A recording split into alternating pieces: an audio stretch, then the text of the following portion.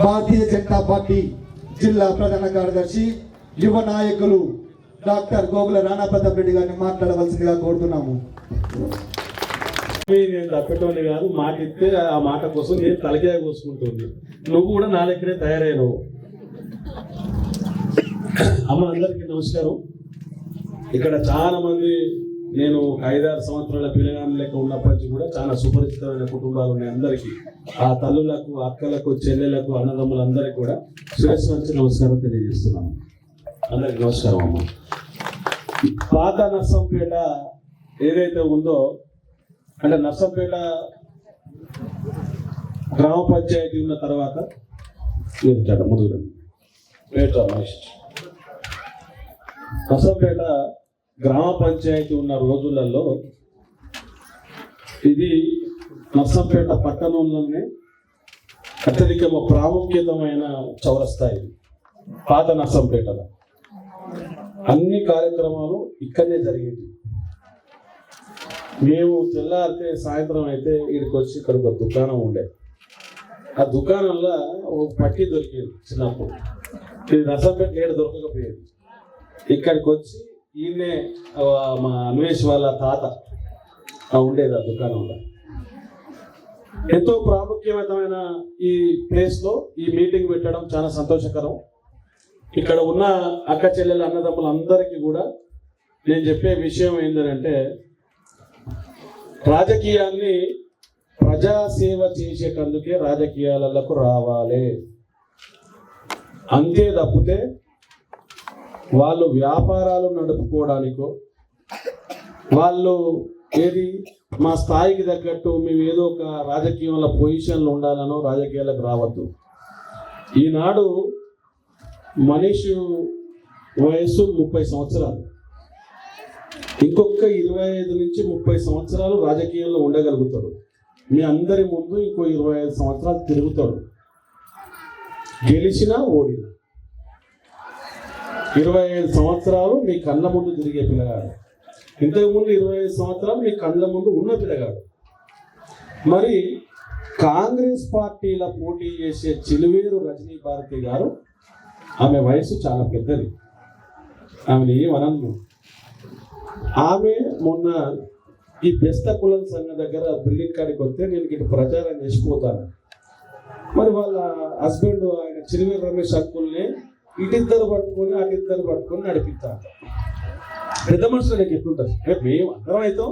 కాకపోతే 60 సంవత్సరాలు దాటినాక రాజకీయాలు వదిలిపెట్టి, చేసిన వ్యాపారాలు వదిలిపెట్టి, కుటుంబంతో మాట్లాడుకొని, బిడ్డ మాకు సాధన అయితే లేదు, మేము ఇలా రెస్ట్ తీసుకుంటాం, కుటుంబ బాధ్యత అంతా మీరు తీసుకోండి అని చెప్పి 60, 55, 60 సంవత్సరాలు రావగానే అందరూ వదిలేసి రెస్ట్ తీసుకుంటాంలే. పిల్లలంతా చూసుకుంటా, ఇంట్లో కాలక్షేపం చేసుకుంటా, టీవీ సీరియల్లో ఇవి చూసుకుంటా చల్లగా బతుకుతారు. బతకాలి, వాళ్ళు ఎక్కువ రోజులు బతకాలి పెద్ద మనుషులు. ఇప్పుడు 60 ఏళ్ళ తర్వాత నేను వచ్చి బోరి తీస్తా, నేను వచ్చి రోడ్డు ఉడిపిస్తా, నేను వచ్చి ఆ లైట్ పోతే ఏమైందిరో, లైట్ ఏమైందిరో, ఆడ ఇంకోటి ఫోన్ చేసి లొలి పెడతాను నా మీద అని లొలి పెడతా. మున్సిపాలిటీ కాడికి పోయి ఏంది నా వాడ పరిస్థితికి ఇట్లా ఉన్నదని చెప్పి వాళ్ళతో పంచాయతీ పెట్టుకోగలుగుతారా? ఒక సమస్య రోడ్డు మీద ఒకింటోళ్ళకి పంచాయతీ అవుతుంది ఒక సందర్భంలో. వచ్చి ఇక్కడ దాకా వస్తుందా? 11వ తారీఖు సాయంత్రం ఎలక్షన్లు అయిపోయినాక ఆమె మీ గల్లీలో కనబడితే నా పేరు రాణా ప్రతాప్ రెడ్డి కాదు, గుర్తుంచుకోండి. ఆమె మీ గల్లీలో కనబడితే 11వ తారీఖు సాయంత్రం 5 గంటలకు ఎలక్షన్ అయిపోయిన తర్వాత ఆమె ఓడిపోయి గెలిస్తే వచ్చి కనబడిపోతుంది. వచ్చి ఓడిపోతే మీరు ఈ చౌరస్తాకు అసలు ఆమె లైఫ్ లాంగ్ ఇంకో 10 ఏళ్ళు ఉన్నా కానీ ఆమె వీడికి రాదు.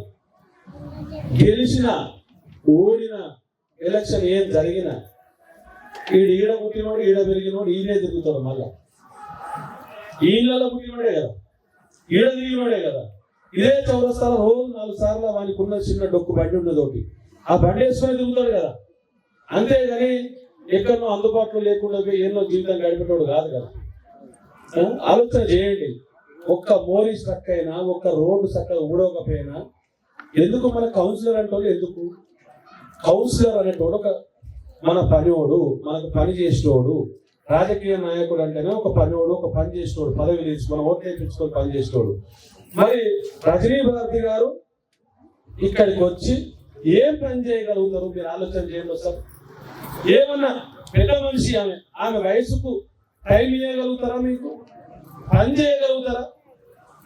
పని చేయగలుగుతారని మీకు అనిపిస్తే ఆమెకే ఓటేయండి. లేదు ఆమె పెద్ద మనిషి అయిపోయింది, ఆమె 60 సంవత్సరాలు దాటిపోయింది, మరి ఆమె రాజకీయాలకు వచ్చి ఇప్పుడు 28వ డివిజన్కి వచ్చి నేను ప్రజాసేవ చేస్తా అంటే మీరు నమ్ముతానులా? నమ్మితే ఆమెకే ఓటేయండి. ఇంకా ఇంకో సైడ్ బీఆర్ఎస్ పార్టీ వాళ్ళు, ఆయన మొన్నటిదాకా హైదరాబాద్ పోయి వచ్చి ఆ బీఆర్ఎస్ పార్టీ వాళ్ళకి ఎవరికి టికెట్ ఇవ్వాలో తెలియక ఎవరికో ఒకరు ఇవ్వాలి, ఇక్కడ బెస్తోళ్ళు కొంతమంది ఎక్కువ ఉన్నారు, ఇటు ఎట్లయినా వాళ్ళ ఓట్లు గెలిచాలని చెప్పి ఆ టార్జన్ బాయ్ని పట్టుకొచ్చి నమస్తే కదా ఆ టార్జన్ బాయ్ని పట్టుకొచ్చిందట. మరి ఆ టార్జన్ బాయ్కి రాజకీయం అంటే తెలియదు, జనాలతో సత్సంబంధాలు లేవు, ఏదైనా సమస్య అయితే రాదు, ఓ పంచాయతీ తెలియదు, ఓ ఎంఆర్ఓ ఆఫీస్ తెలియదు. గట్టిగా పిలిచి అడిగితే ఇప్పుడు నర్సంపేట ఎంఆర్ఓ ఎవరు కూడా తెలియదు, ఆయనకు గాయ గౌడేసేది గట్టిగా ఎంఆర్ఓ కూడా ఎవరు తెలియదు. రేపు ఎంఆర్ఓ ఆఫీస్ లో పని పడుతుంది, ఆర్డీఓ ఆఫీస్ లో పని పడుతుంది, పోలీస్ స్టేషన్ లో పని పడుతుంది. చదువుకున్న పిల్లలు కావాలన్నా 60 సంవత్సరాల వయసుకు రెస్ట్ తీసుకొని పిల్లలు వాళ్ళ పిల్లలను చూసుకునే వయసు వాళ్ళు రాజకీయాలకు వచ్చి 60 ఏళ్ళకి ప్రజాసేవ చేస్తా అంటే 60 ఏళ్ళ కోటేసి 30 ఏళ్ళలో ఇంట్లో కూర్చోబెడతారా? ఆలోచించాలి. వాళ్ళని మేము అవమానపరుస్తున్నాం, వాళ్ళకు గౌరవం ఇస్తాను, గౌరవంగానే మాట్లాడతాను. కాకపోతే వీళ్ళు ఇచ్చేంత టైం, వీళ్ళు చేసే పని, ఈ పిల్లగాడు చేసే పని ఆమె చేయగలుగుతుందా?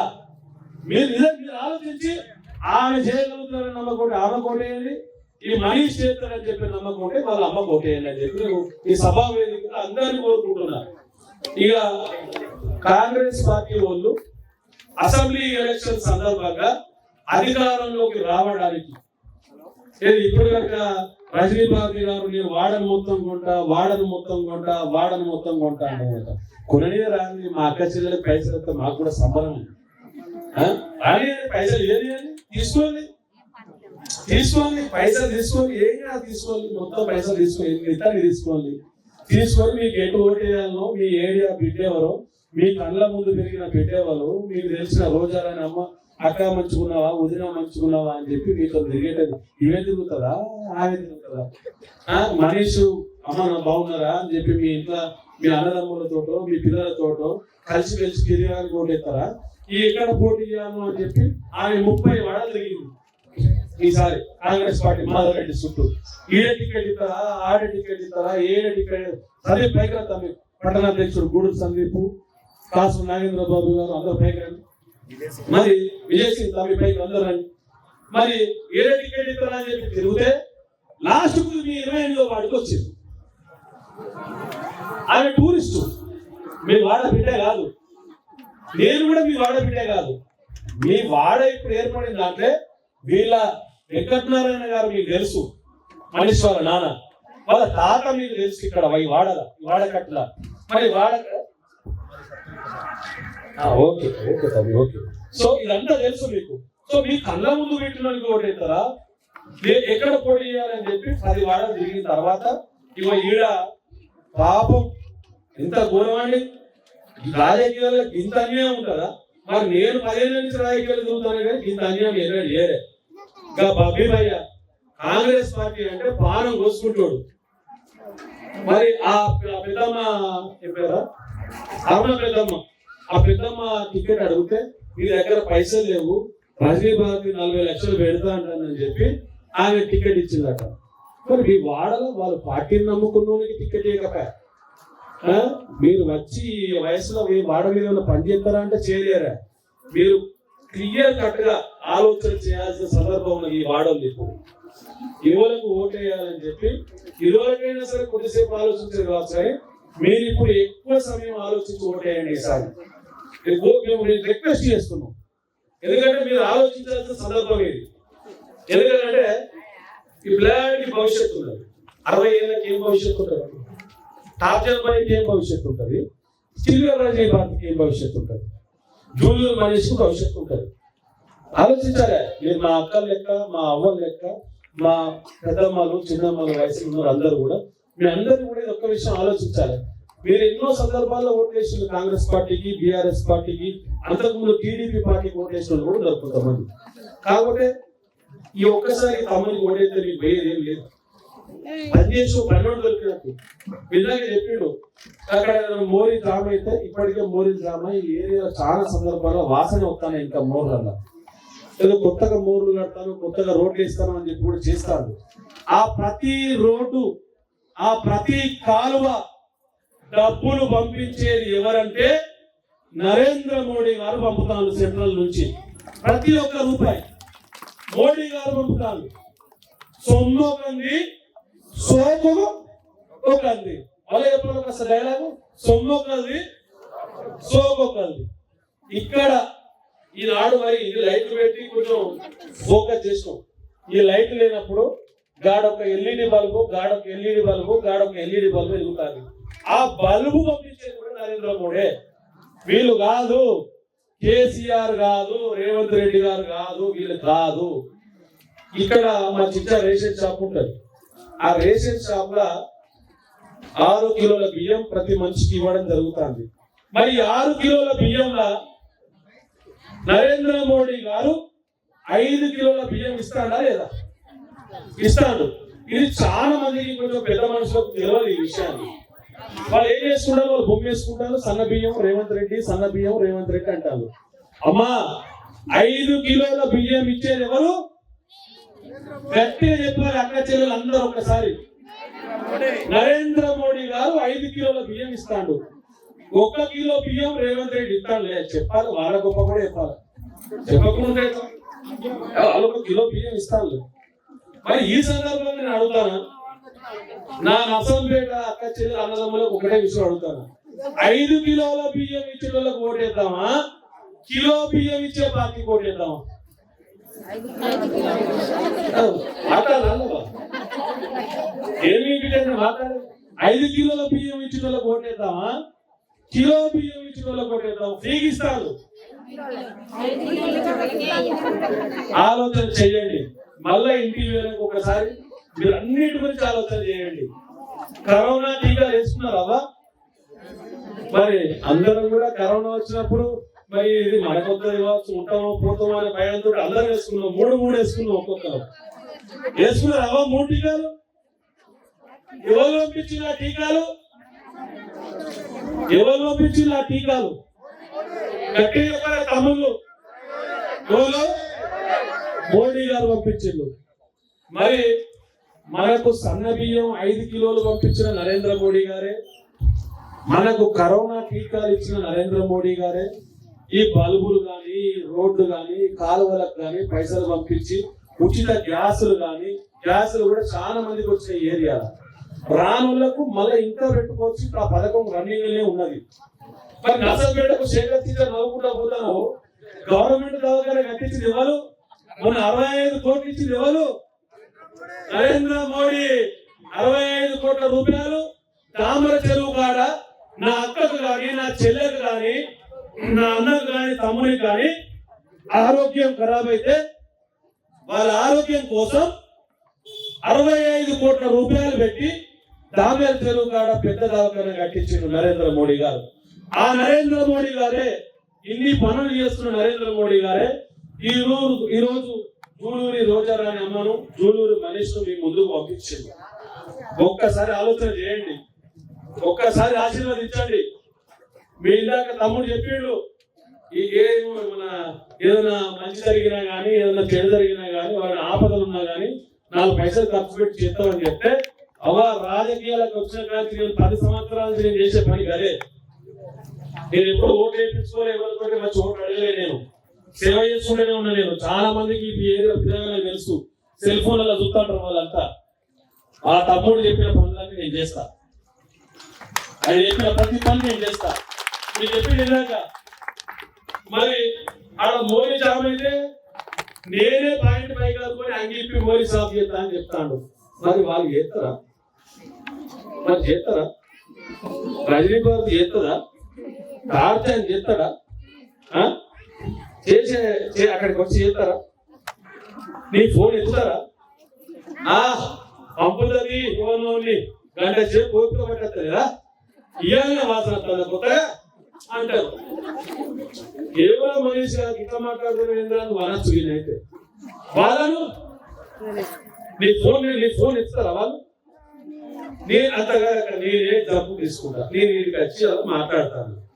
రేపు పొద్దున ఒకటోసారో రెండోసారో మీ ఫోన్ ఎత్తే మంచో చెడు అంటే నేను నాకు 40 ఏళ్ళే కాబట్టి నాకు ఇంకా రాజకీయ భవిష్యత్తు ఉన్నది కాబట్టి నేను మీ ఫోన్ ఎత్తి మంచుకో చెడుకో వచ్చి పట్టేస్తా.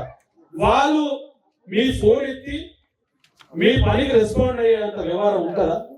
ఆలోచన చేయండి గట్టిగా. ఇక్కడ ఉన్న అన్నదమ్ములు ఆలోచన చేయాలి. ఈ వాడల యూత్ ఎక్కువ ఉన్నారు.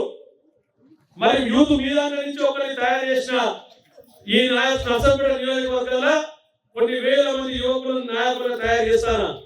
అందులో ఒకడు చూడరు మనిషి వాడు. మరి మీరు ఆశీర్వదించి పై స్థాయికి పంపుతారా? వాని రాజకీయ భవిష్యత్తును ఇక్కడనే ఖతం చేస్తారా? ఆలోచన చేయాలి. 30 ఏళ్ళు నాడికి 20 ఏళ్ళు ప్రజాసేవ చేస్తాడు, సర్వీస్ చేస్తాడు. మొన్న ఇక్కడికి ఎవరో నాకు మొన్న ఒక ఫోన్ చేస్తే ఈ వాడాల ఒక కుటుంబంలో ఒక పెద్ద మనిషి చచ్చిపోయేవారు డెత్ సర్టిఫికేట్ కోసం పోతే పైసలు అడిగితే వాడిని ఫోన్ చేసి మాట్లాడినా. ఎవరే విఘ్నేష్ గౌడ్ చెప్పు ఆ పేరు డెత్ సర్టిఫికేట్ కోసం కూడా ఇదివరకు ఇక్కడ కౌన్సిల్ పోటీ చేసిన కానీ ఆ పార్టీ వాళ్ళు పట్టించుకోరు. మేము రాజకీయం చేస్తామని చెప్పి తెల్లబట్ట చేసుకుని తినడం పట్టించుకోరు. పోయి ఈ పిల్లలు ఇద్దరు వాళ్ళ డెత్ సర్టిఫికేట్ కూడా ఇచ్చిపించుకొచ్చేది. ఇవన్నీ మొన్ననే జరిగింది. ఎంత నెలైతుందా? 15 రోజులు అవుతుందా? మీకు వాడలో వేస్తూ మరి నేను గౌన్లను కొంటా, నేను బెస్తోళ్ళను కొంటా, నేను ఏది మన రజకులను మన అసాకులను ఆకర్షలను రజకులను కొంటా, నేను మంగళలను న్యాయబ్రాహ్మణులను కొంటా, అందరినీ ఆ వాడను మొత్తం కొంటా, పైసలు ఇచ్చి ఓట్లు వేయించుకుంటా. గా మనిషిన దగ్గర ఇక్కడ పైసలు అంతో ఇంతో రానా ఇంత పోటీ చేయాలి వాడని మాట్లాడుతున్నాడు. వాడు పాపం కష్టపడి పని చేస్తాడు, కింద పడి మీద పడి కింద ఇల్లు పని చేసుకుంటా, చిన్న పని చేసుకుంటా తిరుగుతాడు. అట్లాంటి వ్యక్తికి అరే నిజం మాట్లాడతారు బాబాయ్, మా చిచ్చలిద్దరు నవ్వుతారు. అక్కడ చెప్తా మీ సంగతి కూడా చెప్తా. దొంగ హామీలు ఇచ్చి అధికారుల గచ్చిళ్ళు 2500 ఇయ్యలే, తులం బంగారం ఇయ్యలే, స్కూటీలు ఇయ్యలే. ఇక్కడైతే 100 స్కూటీలు కనబడతాయి నాకు. ఈ అక్కచెల్లెలు అందరూ స్కూటీలలోనే చెప్తున్నారు. ఏమమ్మా నువ్వు స్కూటీలు నేర్చావా? కాంగ్రెస్ పార్టీ స్కూటీ ఇచ్చిందా? అరే అక్కడ 100 స్కూటీలు ఉన్నాయి, అవేనా కనబడతాయి నాకు. నాకు కారు పక్కన 100 స్కూటీలు ఉన్నాయి. బంగారం ఒక్కొక్కరు మెరిచిపోతాను. రేవంత్ రెడ్డి ఇచ్చిన బంగారం తులం బంగారం ఇస్తాడు అక్కడ అందరికి. ఇచ్చిందా? మరి ఇన్ని అబద్ధపు హామీలు ఇచ్చిన కాంగ్రెస్ పార్టీ వాళ్ళు మీ ఇంటికి వచ్చినప్పుడు బిడ్డ మా పైసలు ఏది, మా బంగారం ఏది, మా స్కూటీ ఏది అన్ని అడిగినాకనే మీరు ఓట్లు వేయండి. వాళ్ళకి వేద్దాం అనుకుంటే వీళ్ళు మోసం చేయరని మీరు నమ్మితే ఓట్లు వేయండి. మేము అవి ఏం చెప్పాం. మా నరేంద్ర మోడీ గారు పంపించిన పథకాల గురించి చెప్తాం.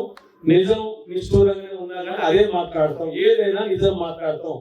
మరి ఇక్కడ ఏవైసీ యూత్ అని చెప్పి కొంతమంది యూత్ పిల్లగాళ్ళు ఉన్నారు. మరి ఇక్కడ శివాజీ యూత్ క్లబ్ అని చెప్పి కొంతమంది పిల్లగాళ్ళు ఉన్నారు. మీరు అందరూ ఆలోచించాలి. ఎందుకనంటే మీరు ఆలోచించాలి. చాలా సందర్భాలలో చాలా కుటుంబాలకు మనిషికి వాళ్ళు 10,000 రూపాయలు సంపాదిస్తానా, మనిషి 500 రూపాయలు వేసి ఇక్కడ చాలా కుటుంబాలకు నర్సంపేటలో సాయం చేసిన పిల్లగాళ్ళ మీరు ఉన్నారు. అమ్మ ఈ పిల్లగాళ్ళు ఉన్నారు, నేను తెలుసు కదా. చాలా మందికి ఒకరిద్దరు కుటుంబాలకు కాదు, ఒక 400-500 కుటుంబాలకు సాయం చేసినాం మేము. అందులో ప్రతి పాత్ర ఈ మన కొంకీస విఘ్నేష్ ఉన్నది, ఈ జూలూరు మనీష్ ఉన్నది. పైసలు దగ్గర లేకున్నా కానీ అందరం కలిసి పైసలు వేసి, నేను 10,000 వేస్తే వీళ్ళందరూ కలిసి 10,000 వేసి ఒక కుటుంబంలో ఎవరైనా చచ్చిపోయినా కానీ వాళ్ళ దశదిన కర్మకు కానీ పోయి బియ్యం వేసచ్చుడో, వాళ్ళకి అక్కడికి పైసలు ఇచ్చచ్చుడో, ఇట్లాంటి పనులు చేస్తున్నాం. మేము సర్వీస్ చేస్తున్నాం. సావుగాడ బతుకుగాడ 4 పైసలు ఖర్చు పెట్టుకున్నాం. అంతేగాని వీళ్ళకు పెద్ద వ్యాపారాలు లేవు. ఆ పిల్లగాడు ఇందాక మాట్లాడుతుంటే నాకే బాధ అనిపించింది. వాళ్ళ నాన్నగారి విషయం మాట్లాడుతుంటే మస్తు బాధ అనిపించింది. నేను రియల్ ఎస్టేట్ వ్యాపారం చేసుకుంటే బిల్డింగ్లు కడతాంట. నేను ఆ బిల్డింగ్లు కట్టిన తర్వాత వాటికి ఇంటి నెంబర్ కావాలి. ఆ ఇంటి నెంబర్ కోసం ఒకసారి ఇవ్వాలంటే మన జూలూరు వెంకటనారాయణ గారు అని చెప్తే నేను ఫోన్ చేస్తే కాక నేనే ఇంటికి వస్తా అని చెప్పి మా ఇంటికి వచ్చి ఛాయ్ తాగాను. మా కాకకి 5 హౌస్ నెంబర్లు కావాలి అన్న. ఆ హౌస్ నెంబర్లకు అంతకు ముందుసారి నా దగ్గరనే ఇంత పలుకుబడి ఉండి ఇంత అన్ని అందరు తెలిసి ఉండి ఇంత తెలివి ఉండే నా దగ్గర కూడా పైసలు తీసుకున్నారు మున్సిపాలిటీ వాళ్ళు. నేను చెప్తానే కదా ముచ్చట. వెంకటనారాయణ గౌడ్ గారు 1 రూపాయి తీసుకోకుండా 5 ఇళ్లకు హౌస్ నెంబరు 2 రోజుల తర్వాత తీసుకొచ్చి నా ఇంటికాడ ఇచ్చి పోయాడు.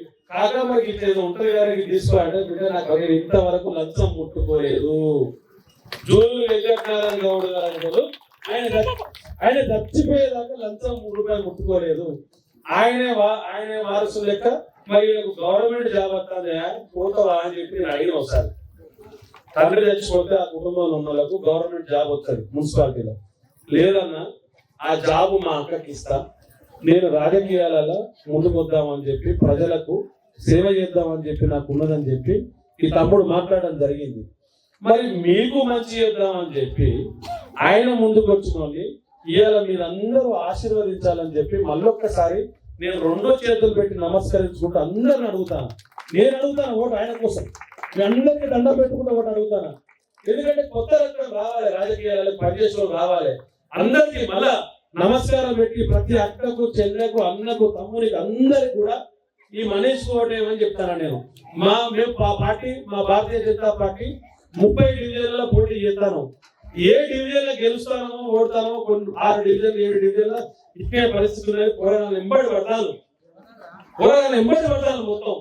ఇంకా వాళ్ళే రాజకీయం చేయాలంట, ఇంకా వాళ్ళే 50-40 సంవత్సరాలు దాని 70 సంవత్సరాలు వచ్చినారు మళ్ళా కౌన్సిల్ లో పోటీ చేస్తారు.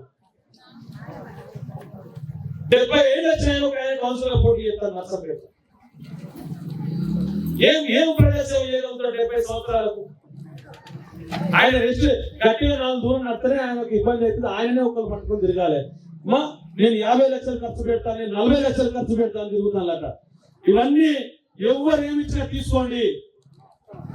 కాళ్ళు మొక్కుతారు, దండం పెడతారు, పైసలు ఇస్తారు, లేని మాటలు చెప్తారు.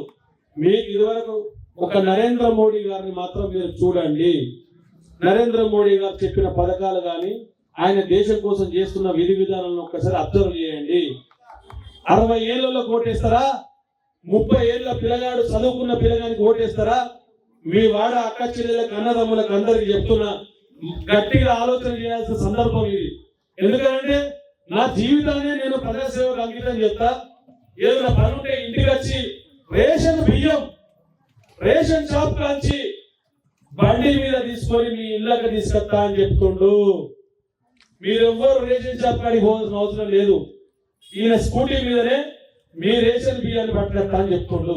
ఇక ఆలోచన చేయలేక పనోడు కావాలన్నా పెత్తనం చేసినోడు కావాలన్నా మీరే ఆలోచన చేయండి. వీడైతే మీరు పని చేస్తాడు, అరే తమ్మి అన్న ఉంటాడు, ఏంటక్క మా ఫోన్ ఎత్తుతలేవా అంటే ఏంటిది మీకు ఏమైనా జీతగానా నేను ఉత్తగా ఓటేసినావా? 4,000 ఇస్తే ఓటేసినావు, నువ్వే తీసుకొని ఇంటికి మొదలెట్టలాగా రేపు ఆలోచన చేయాలి. ఇదంతా ఆలోచన చేయాలి. అక్క చెల్లెలు మీకు అందుబాటులో ఉండి ఏ బిడ్డ ఇటు రారా అంటే వస్తాడు, బిడ్డకి మందులు చెప్పాడు, వీటికి మందులు తెపోరా అంటే తెస్తాడు, బిడ్డకి పని చేయకపోకి ఇది ఉన్నదంటే చెప్తాడు. ఈ పోలీస్ స్టేషన్ కాడ నీకు ఎందుకు కావా మీ ఇంటికాడ స్టేషన్ పనులు కూడా చెప్తే చేస్తాడు. మీ లోపల పెరిగిన బిడ్డనే కదా. మరి ఒక్కసారి ఆలోచన చేయండి. నేను 30 వార్డులలో నేను తిరుగుతాను కానీ ఈ వార్డులో నేను ఎక్కువ సార్లు ఓటు మిమ్మల్ని మళ్ళీ అడుగుతాను నేను. ఎందుకనంటే ఆ పిల్లగాడు కసి కొద్ది రాజకీయాలకు వచ్చాడు, కసి కొద్ది పని చేయాలని చెప్పి తిరుగుతాడు. వాళ్ళ లెక్క మా స్థాయి ఇది, మాకు రాజకీయంగా పోస్ట్ ఉండాలని చెప్పి తిరుగుతలేదు. నేను ప్రజలలో ఉండాలి, నేను ప్రజలకు మంచి పనులు చేయాలి, నేను ప్రజలు ఏదైనా పని చేయాలి వాళ్ళ లోపల ఉండాలని చెప్పి పనిచేస్తాను. మరి అందరూ కూడా గట్టిగా ఆలోచన చేసి జూలూరు మనీష్ గౌడ్ గారి, రోజారాణి గారి కమలం పువ్వు గుర్తు కోటేసి గెలిపిస్తారని చెప్పి అందరినీ 2 చేతులు ఈ వేదిక మీద అందరం 2 చేతులు దండం పెట్టుకుంటా మేము ఓటు అడుగుతాను. మీ కొడుకు వయసులో, మీ తమ్ముని వయసులో, మీ ఇంట్లో బిడ్డ వయసులో ఒక్కసారి మమ్మల్ని ఆశీర్వదించండి. చిన్న చిన్న పిల్లలను కూడా లీడర్లను తయారు చేస్తున్నాం. ఆయన మీకు ఏ పనున్నా చేసి పెడతాడు. మీకు ఒక జీతగాన్ని ఇస్తాను. మీ మీద పెద్దనం చేసుకోవడం కాదు, ఆలోచన చేయాలి. వాళ్ళు ఎవ్వరు మీ ఫోన్ కూడా ఎత్తారు. 11వ తారీఖు సాయంత్రం వాళ్ళు అనుకున్నట్టు రాకపోతే ఈ వార ముఖం కూడా చూడరు వాళ్ళు. మీ లోపల పెరిగిన బిడ్డకు నాకే ఇంత ఆవేదన అవుతుంది ఈ పిల్లలు గెలవాలని. మీ కాడ పుట్టి మీ కాడ పెరిగిన పిల్లగాన్ని మీరు గెలిపించుకోవాలని చెప్పి ఈ మళ్ళొక్కసారి మీ అందరూ కూడా మనిషిని గెలిపేయాలి, వాళ్ళ అమ్మని గెలిపేయాలని చెప్పి కోరుకుంటున్నాం. పని చేస్తాడు. ఈ ఎలక్షన్లు పనిచేసుకున్న కోసం పెట్టే ఎలక్షన్ అని చెప్పి మళ్ళీ ఒకసారి తెలియజేసుకుంటూ, లైట్ వేయినా బుగ్గ వేయినా ఇక్కడ పని ఉన్నా ఏదైనా కుటుంబం సాయం ఉన్నా ఆ తమ్ముడు వెనకాల సొంత అన్న లెక్క నేనున్నా, ఏ పనున్నా చేసి పెడతా. వాడు మీ ఫోన్ ఎక్కకపోతే వాడిని అడిగోడు మీకు ఏ ఇద్దరు కలిసి పని చేస్తామని చెప్తారా నేను. అందరికీ అమ్మ ఆలోచన చేయండి. ఇన్నిసార్లు ఎందుకు ఆలోచన చేయమంటానంటే ఆ మహా తల్లి మొత్తం కొంటదక వాడదు. నాకు తెలుసు, మేము వింటాను రోజు పైసలు పడేసి ఓట్లు కొనుక్కుంటా, నాకేం కర్మయ్య అంటారు. ఇద్దరు తీసుకోవాలి కానీ ఓటు మాత్రం మనిషికి. నేను చెప్తాను, దయచేసి అందరూ ఆలోచన చేయండి. అందరికీ నమస్కారం అమ్మా. భారత్ మాతాకి, భారత్ మాతాకి. అందరికి 2 చేతులే కదా మీకు కూడా. నేనేమన్నా ఇందిరమ్మ అన్నా, నేనేమన్నా కేసీఆర్ అన్నా, నేనేమన్నా రేవంత్ రెడ్డి అన్నా. భారత్ మాత అంటే మా అందరి తల్లి. అంటే 2 చేతులు లేకుండా కాంగ్రెస్ వాళ్ళు కూడా అంటే అర్థమైపోయింది. ఈ వాడలు గెలిచేది బీజేపీ రోజులకి వెళ్తానని చెప్పి అందరికి అర్థమైపోయింది. అగో కాంగ్రెస్ వాళ్ళకు బీఆర్ఎస్ వాళ్ళకి అర్థమైపోయి ఆగ మీటింగ్లు పెట్టుకుంటారట.